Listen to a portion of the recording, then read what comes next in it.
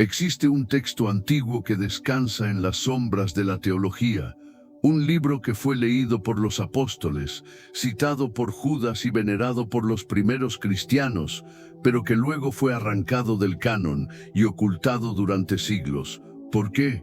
Porque el libro de Enoc cuenta una historia que aterroriza a las instituciones. El mal no entró al mundo solo por una mordida a una fruta, sino por una invasión. Revela una conspiración de ángeles, manipulación genética y tecnología prohibida entregada a los hombres antes de tiempo.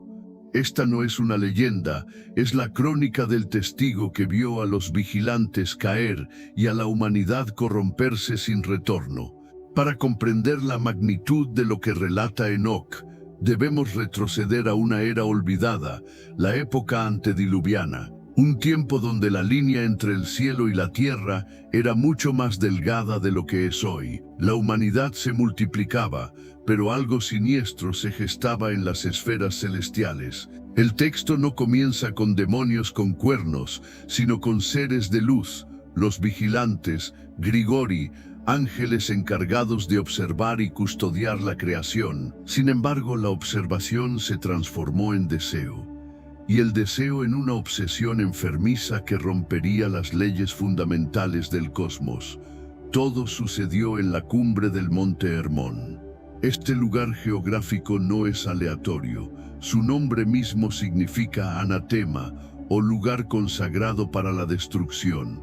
Allí descendieron 200 seres de alto rango celestial, liderados por una figura imponente y trágica llamada Semiasa. Imagina la escena. Seres de una belleza y poder incomprensibles, parados en la nieve de la montaña, debatiendo el crimen cósmico que estaban a punto de cometer.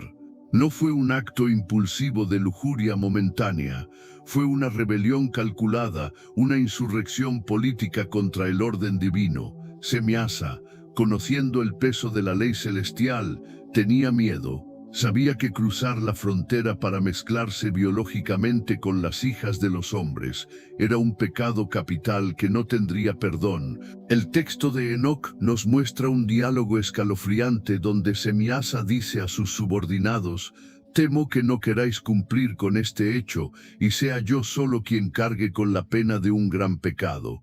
Semiasa no quería ser el único culpable, necesitaba cómplices.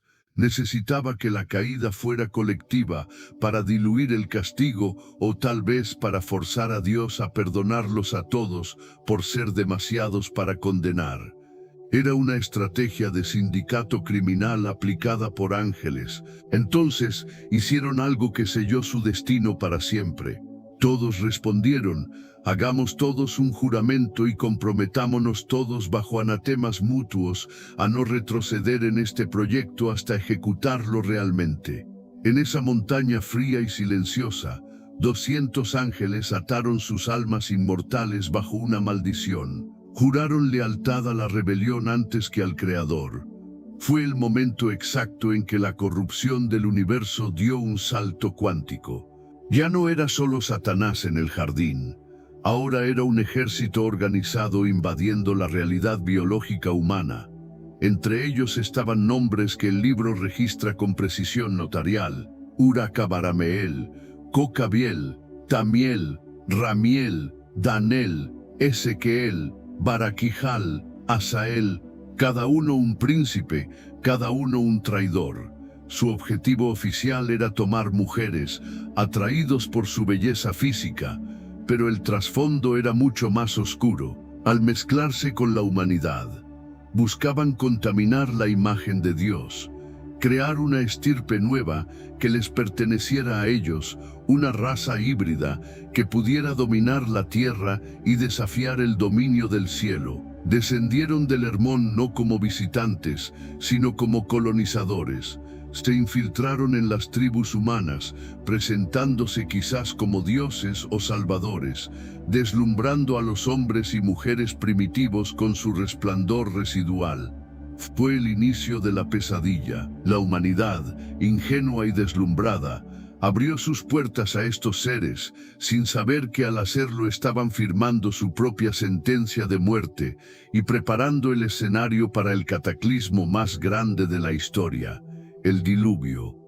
El pacto del Hermón fue la semilla del caos absoluto. La caída de los vigilantes no se consumó únicamente mediante la unión carnal. Esa fue solo la parte biológica del desastre. El verdadero veneno, aquel que infectó la psique humana de manera irreversible, fue la transferencia de información. Los ángeles caídos no llegaron a las tribus humanas con las manos vacías, llegaron como civilizadores, como portadores de luz y progreso. Trajeron consigo los secretos del cielo, misterios técnicos y científicos que la humanidad, en su infancia espiritual, no estaba preparada para manejar. Fue un intercambio faustiano. Los ángeles obtuvieron acceso a las mujeres y a cambio entregaron tecnología. El líder en esta corrupción intelectual fue un ángel llamado Azazel. El libro de Enoc lo señala específicamente como el arquitecto de la guerra moderna. Antes de Azazel, la violencia humana era brutal pero rudimentaria. Un hombre mataba a otro con una piedra, un palo o sus propias manos. Pero Azazel enseñó a los hombres a hacer espadas y cuchillos y escudos y placas de la coraza. No les enseñó simplemente metalurgia, les enseñó la industrialización del asesinato. Les reveló los metales de la tierra y el arte de trabajarlos. De repente la tierra se llenó de un sonido nuevo y terrible, el martilleo del hierro y el bronce. Las tribus que poseían este conocimiento aniquilaron a las que no lo tenían. La guerra dejó de ser una disputa personal para convertirse en una masacre sistemática. La sangre comenzó a correr en volúmenes que la tierra nunca había visto, gritando al cielo desde campos de batalla diseñados por ingenieros celestiales. Pero la enseñanza de Azazel tenía una segunda vertiente, dirigida a la destrucción de la moralidad a través de la seducción. Él enseñó a los humanos sobre brazaletes y ornamentos, y el uso del antimonio, y el embellecimiento de los párpados, y toda clase de piedras preciosas y tinturas colorantes. A simple vista, esto parece inofensivo, mera moda, pero en el contexto espiritual profundo del libro, esto representaba la alteración de la imagen de Dios. Los ángeles enseñaron a las mujeres a sexualizarse artificialmente, a usar el rostro no como un reflejo del alma, sino como una máscara de atracción y poder. La lujuria se convirtió en un arma y la vanidad en un culto.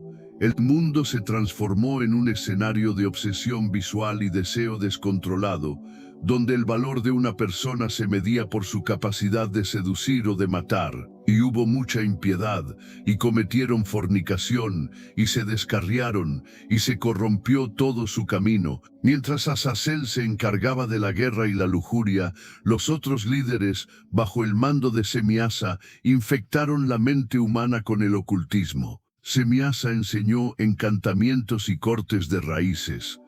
Aquí nace la brujería, la farmaqueia. Enseñó a los hombres a manipular la realidad mediante rituales, a forzar la voluntad de la naturaleza en lugar de someterse a la voluntad del Creador. Armaros enseñó la resolución de encantamientos contra hechizos, creando un ciclo de miedo y superstición. Baraquijal enseñó astrología, Cocabel las constelaciones, Ezequiel el conocimiento de las nubes, Araquiel los signos de la tierra, Shamsiel los signos del sol y Sariel el curso de la luna.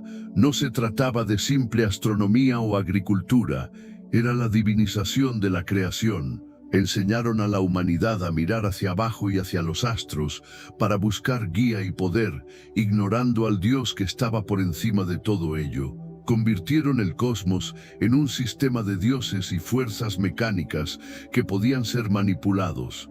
La humanidad dejó de orar y empezó a conjurar. La inocencia del Edén, donde el hombre caminaba con Dios, fue reemplazada por una tecnocracia mágica y violenta.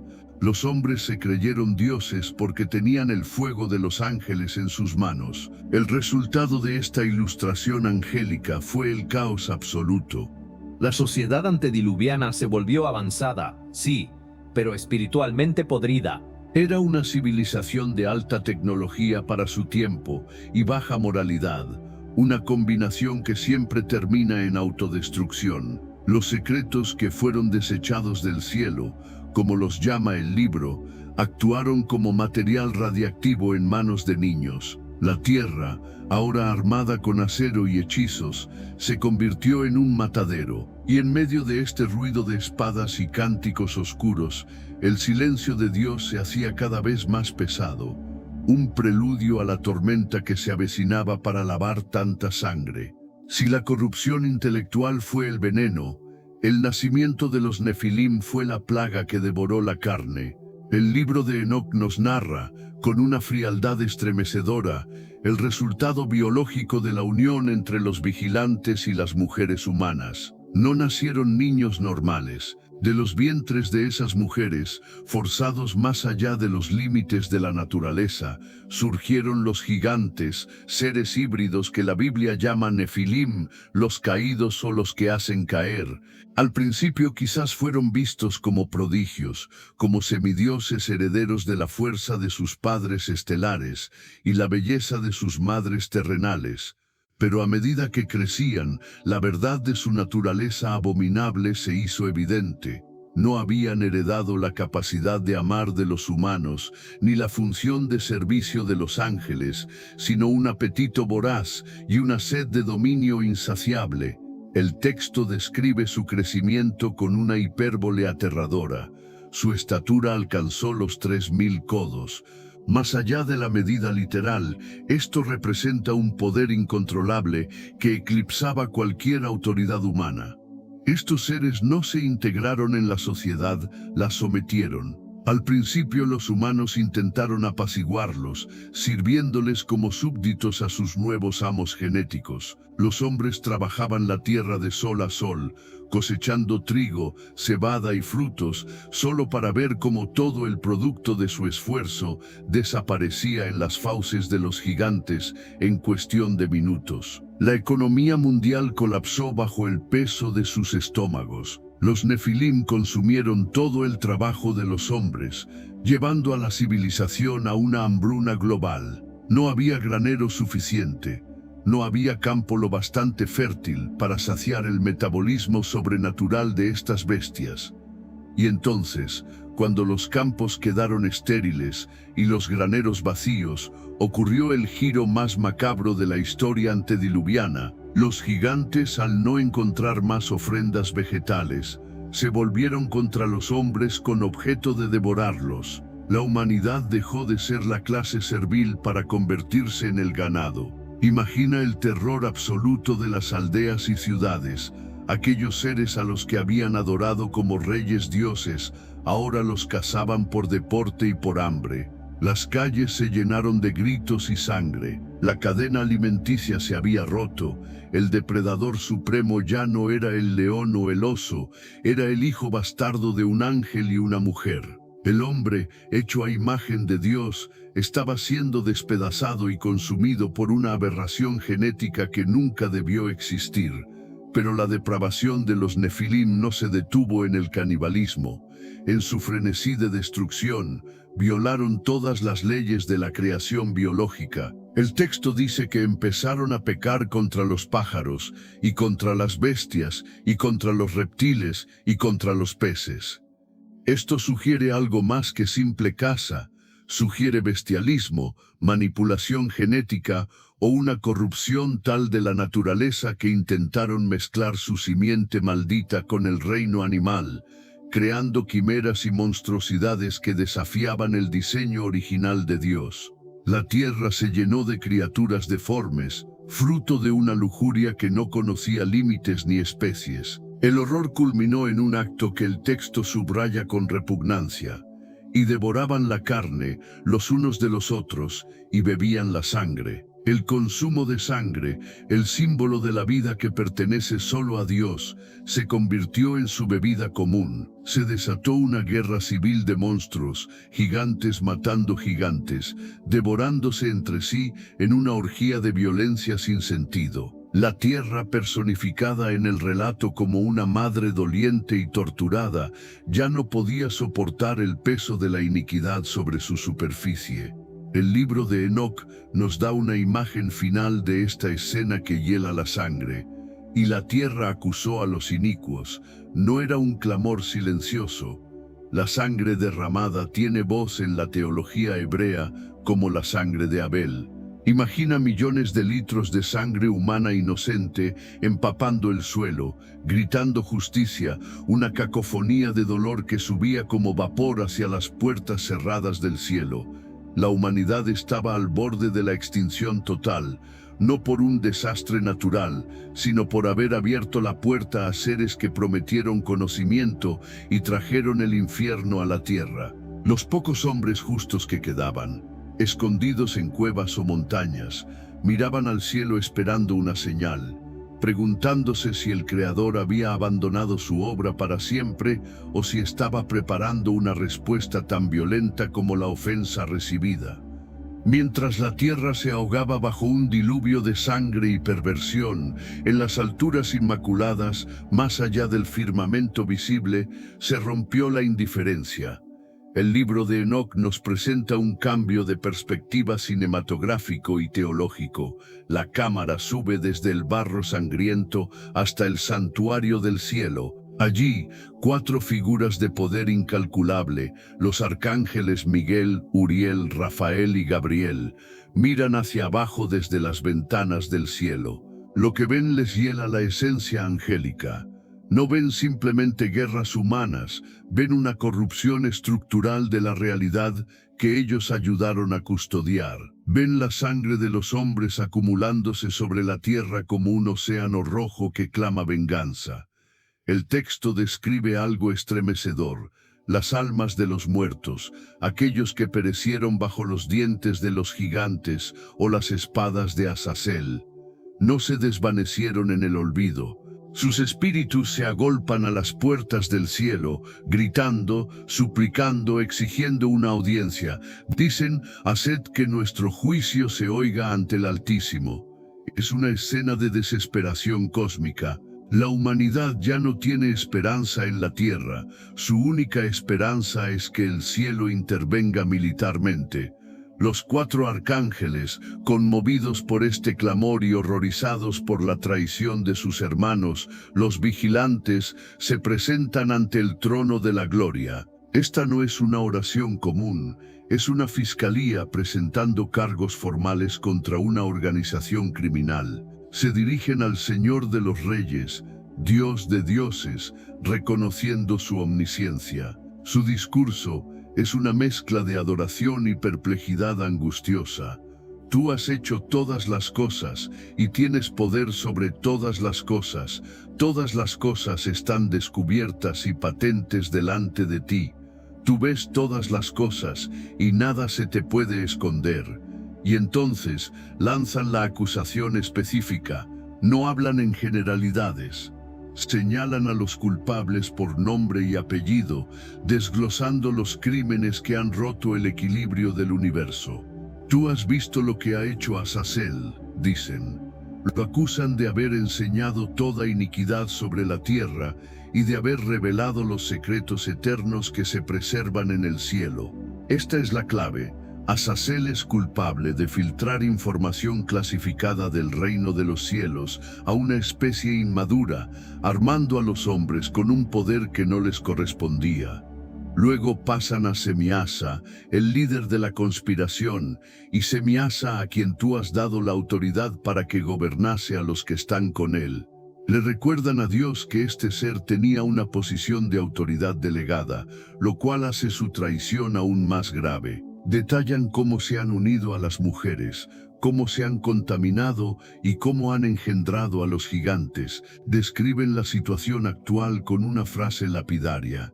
Y ahora, he aquí que las almas de los que han muerto claman y se lamentan hasta las puertas del cielo, y no pueden escapar de la iniquidad que se comete en la tierra. Pero la parte más tensa y solemne del diálogo de los arcángeles es su pregunta final. Es una pregunta que resuena con la duda de todos los creyentes a lo largo de la historia ante el problema del mal. Le dicen a Dios: tú conoces todas las cosas antes de que sucedan, y tú ves estas cosas y las toleras, y no nos dices qué es lo que debemos hacer con ellos a causa de esto.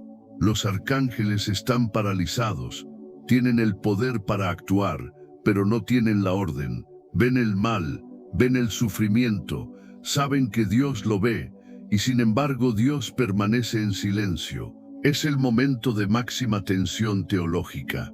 ¿Por qué espera el juez supremo? ¿Está indiferente o está preparando algo tan definitivo y terrible que requiere el momento perfecto para ser desatado? La acusación ha sido presentada. El expediente está abierto sobre la mesa de cristal del mar celestial. La sangre de la tierra y la voz de los ángeles han forzado el veredicto. El silencio de Dios, que parecía pasividad, está a punto de revelarse como la calma antes de la devastación total. Los arcángeles esperan con las alas plegadas y las espadas listas, sabiendo que la respuesta que salga del trono cambiará la faz de la creación para siempre. El silencio de Dios se rompió, pero no con un susurro, sino con un decreto que sacudió los cimientos del cosmos. El gran santo y grande, como lo llama el libro, se levantó de su trono. La respuesta a la acusación de los arcángeles no fue un debate ni una negociación, fue una serie de órdenes ejecutivas precisas, frías y terribles, diseñadas para extirpar el cáncer que había infectado la creación. Dios no iba a arreglar el mundo, iba a purgarlo. La primera orden fue para el arcángel Uriel, el portador de la luz y el fuego. Su misión era de contención y preservación. Dios le dijo: ve a Noé y dile en mi nombre, escóndete, y revélale el fin que se acerca. Aquí vemos la primera mención del cataclismo. Noé, el hijo de Lamec, no fue advertido solo de una lluvia fuerte, fue advertido de que toda la tierra va a ser destruida, y un diluvio está a punto de venir sobre toda la tierra y destruirá todo lo que hay en ella. La misión de Uriel era asegurar la supervivencia genética de la humanidad original, la planta de justicia, antes de que comenzara la operación de limpieza. Pero la sentencia contra los culpables fue mucho más específica y cruel. Dios se dirigió a Rafael con una orden directa para el principal corruptor, Azazel, aquel que había enseñado la guerra y la vanidad. La sentencia fue poética en su justicia: ata a Azazel de pies y manos y arrójalo a las tinieblas. No se trataba de una prisión celestial cómoda. Dios ordenó abrir un desierto que está en Dudael y arrojarlo allí. Pero escucha los detalles macabros: y arroja sobre él piedras ásperas y cortantes, y cúbrelo de tinieblas, y déjalo estar allí para siempre, y cubre su rostro para que no vea la luz. Azazel, el ángel que trajo la luz del conocimiento prohibido a los hombres, fue condenado a la oscuridad absoluta, cegado y enterrado bajo rocas afiladas, esperando el día del gran juicio para ser lanzado al fuego. La tierra debía ser sanada de la corrupción que él había enseñado, y la única cura era su confinamiento total. Luego, el juicio cayó sobre los hijos monstruosos, los Nefilim. Dios llamó a Gabriel, el arcángel de la fuerza, y le dio la orden más sangrienta de todas: procede contra los bastardos y los réprobos, y contra los hijos de fornicación. Dios no iba a enviar a sus ángeles a luchar contra los gigantes directamente, iba a usar la propia naturaleza violenta de los Nefilim en su contra. La orden fue: haz que salgan y envíalos unos contra otros para que se destruyan a sí mismos en batalla, pues no tendrán luengos días. Esta fue la verdadera guerra civil de la antigüedad. Gabriel instigó una psicosis de odio entre los gigantes. Los padres, los vigilantes, fueron condenados a observar impotentes cómo sus amados hijos, esos seres por los que habían sacrificado su gloria celestial, se despedazaban mutuamente en una carnicería fratricida. No hubo piedad. Los gigantes se mataron entre sí hasta el último hombre bestia, mientras sus padres miraban horrorizados, incapaces de intervenir. Finalmente, la justicia llegó para el líder Semiasa. Dios comisionó a Miguel, el príncipe de los ejércitos, con la tarea de cerrar el círculo.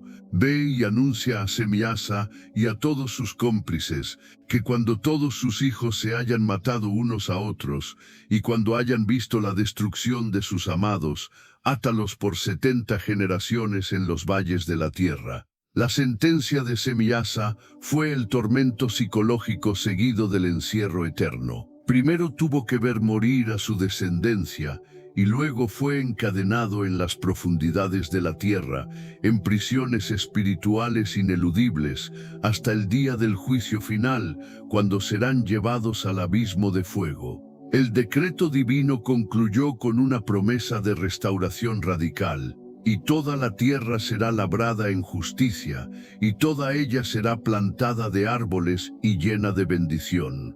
Pero para llegar a esa bendición, primero tenía que ocurrir la destrucción. Las órdenes estaban dadas. Los 4 arcángeles partieron del trono como rayos, cada uno a cumplir su parte en el desmantelamiento de la civilización antediluviana. En la tierra, los hombres seguían festejando, casándose y dando en casamiento, ignorando que la sentencia ya había sido dictada, que los gigantes estaban a punto de enloquecer de furia y que las fuentes del abismo estaban comenzando a temblar bajo sus pies. El tiempo de la gracia había terminado, el tiempo del caos ordenado había comenzado. La sentencia divina no se quedó en palabras. Lo que siguió fue el desmantelamiento sistemático de la realidad tal como la conocían. La Biblia lo resume diciendo que se rompieron todas las fuentes del gran abismo, pero el libro de Enoc nos da la textura emocional de ese evento. No fue solo lluvia, fue el colapso de la arquitectura terrestre. Las aguas de arriba se unieron con las aguas de abajo, borrando la distinción entre cielo y tierra. La civilización de los vigilantes, con toda su tecnología avanzada, sus aleaciones de metal indestructibles, sus hechizos de protección y su orgullo genético, fue barrida como polvo. Las ciudades fortificadas donde se adoraba a las estrellas se convirtieron en tumbas submarinas. El ruido incesante de la guerra y la fornicación fue reemplazado por el rugido monótono y absoluto del agua. Dios lavó la pizarra. La tierra, que había gritado por la sangre derramada, fue purificada en un bautismo de muerte. Pero aquí yace el secreto más inquietante que el libro de Enoc revela, un secreto que explica el mundo espiritual en el que vivimos hoy. Aunque los cuerpos físicos de los Nefilim, los gigantes, fueron destruidos por la guerra mutua y el diluvio, sus espíritus no murieron de la misma manera que los humanos. Al ser híbridos, hijos de ángeles espíritu eterno y mujeres carne mortal, su naturaleza era una anomalía.